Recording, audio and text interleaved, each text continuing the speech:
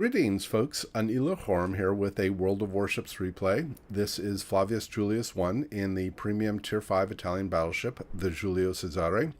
Flavius is playing a ranked battle from the first sprint that involved the Tier 5 vessels. This is a domination match on New Dawn, with each team bringing 3 battleships, 1 cruiser, and 2 destroyers to the match. As far as the ship build and commander skills, pretty normal for a ship at this tier, or a battleship in particular at this tier. He does take the Jack of all trades skill to give a boost to the reload time on his consumables.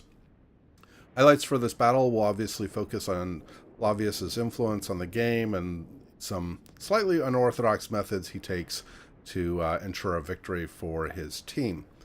So it's very typical, I had seen in these ranked battles, that teams try to stick together as much as they can, but in this particular case, Flavius' team is splitting up pretty evenly between the Alpha and Charlie caps. And you'll also notice that Flavius has preloaded HE.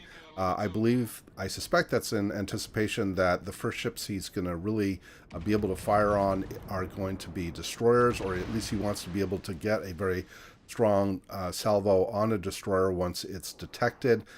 It's very typical in these ranked battles, at least my experience, that the teams that are able to keep their destroyers alive often have a very significant influence on being able to control the match. So I believe that Flavius has HE loaded here to try to maximize damage that he can get on destroyers as early as possible. We did detect an opposing Ochotnik that is north of the Charlie cap, but the Allied destroyer, the Acosta, has smoked up here, and so we've lost sight on the Ochotnik. Flavius is now going to turn his guns to the bulk of the opposing fleet, which is moving toward the Alpha cap. We are going to secure the Alpha cap here with the other destroyer of the team, the Motsuki. Is going to be able to get the cap here and then get out.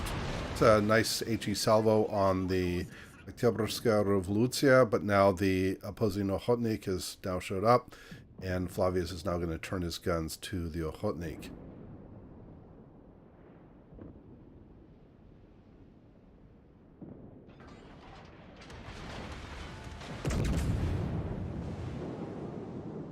Cuts out and gets 3 penetrations and a fire and a couple of incapacitations, and between his fire and the fire of the Acosta, they were able to get the Ochotnik down to half of his health. So a good solid damage hit. Flavius is going to now put out the next salvo again on the destroyer if he could, but the destroyer gets into concealment.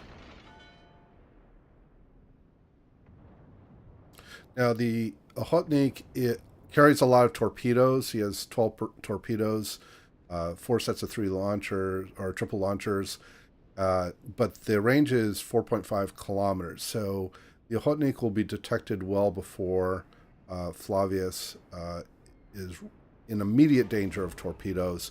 But if he is angling in towards the Ochotnik drops torpedoes, it is possible that he will be able to get a torpedo strike on Flavius. The Allied Murmansk is sunk. It's very common, in my experience in these ranked battles, that the cruisers tend to get taken out early. At this tier, they are very squishy. There, in fact, you can see here that the Ochotnik has paused in his advance, and Flavius is able to take him out. But given that pause, we can anticipate that the destroyer did attempt to do sort of a stealth drop of torpedoes while he was in concealment behind the island. So Flavius is making a very logical choice here to turn in to avoid any torpedoes that may have been sent. Now let's take a look at the tactical situation on the mini-map. So we did secure Alpha, but the Motsuki did not have the means to preserve the cap. The bulk of the opposing team moved to Alpha, so they have taken Alpha. They also took Bravo because we sent no ships to contest Bravo, and we don't have Charlie yet. So we are even on the ships, but this team has a significant point deficit because the opposing team holds 2 caps and the Allied team holds none. But you can now see that the Allied Oktyabrska Revolucja is about half health, and the Motsuki is almost dead. So the north flank has been severely wounded by the bulk of the opposing team having moved to the Bravo and Charlie areas.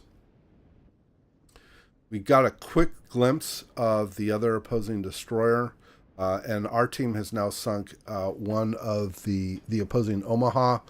So now both cruisers are down. We have also secured Charlie. Gotten contact again on the opposing Kamikaze, and Flavius is now turning his guns to... I'm sorry, Minikaze, and Flavius is now turning his guns to that ship. Sorry, it is a Kamikaze. I'm sorry, I'm misreading the screen here. Kamikaze, I think, has made a smart choice here. He knows he's detected, and it's probably best that he not come out from behind the island, being spotted by the spotter planes of the Allied Congo.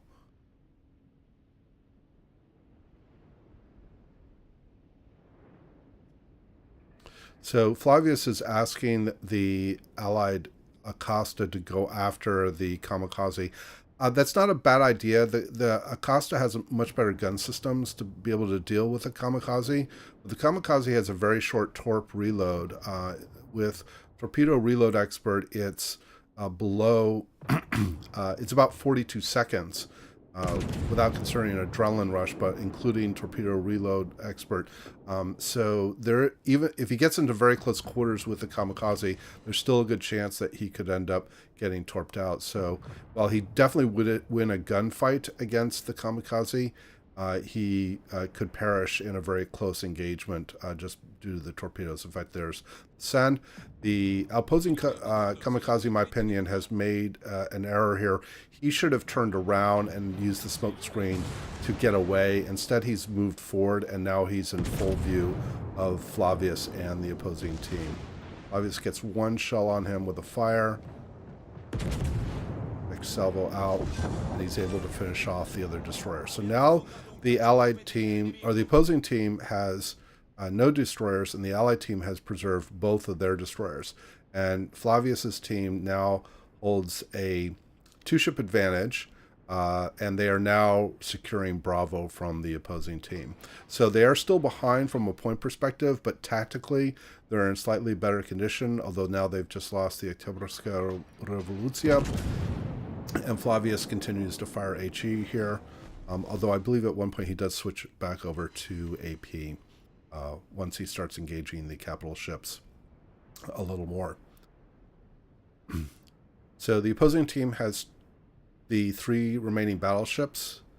Their Revolucja is very low health at this point.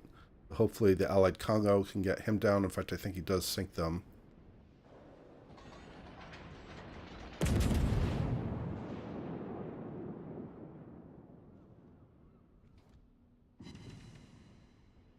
It's another fire.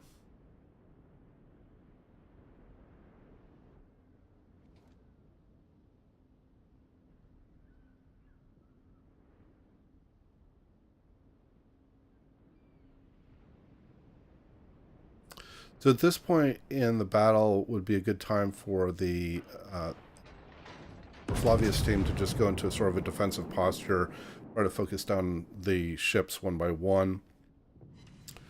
I'm not sure why Flavius isn't firing on the Oktyabrskaya Revolucja, since he is the lower health target, but may not have a shot on him due to the islands.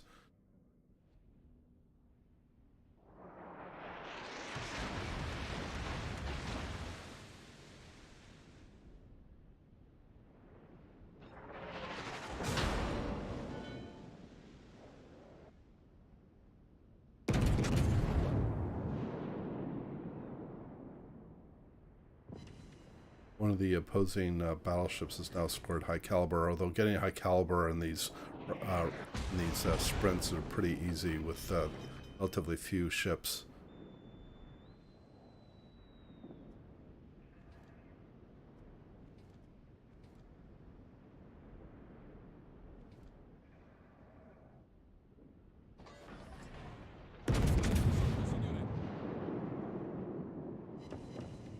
The Allied Acosta got a really nice torpedo strike and was able to take out the health of most of the health of the the opposing Congo, so that definitely helped.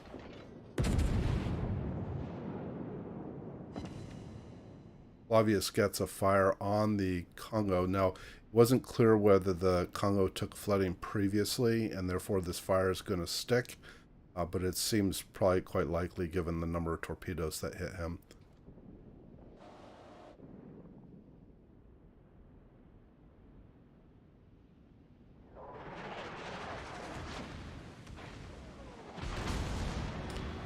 Okay, so Flavius is now just taking a very sizable salvo. I believe that was from the Oktyabrskaya Revolucja that was on his flank that has now just gone down. One of the weaknesses of the Cesare is that it has relatively weak side armor. Flavius did switch to AP and was able to get a nice forward pen on the Congo and finish him off for his third kill.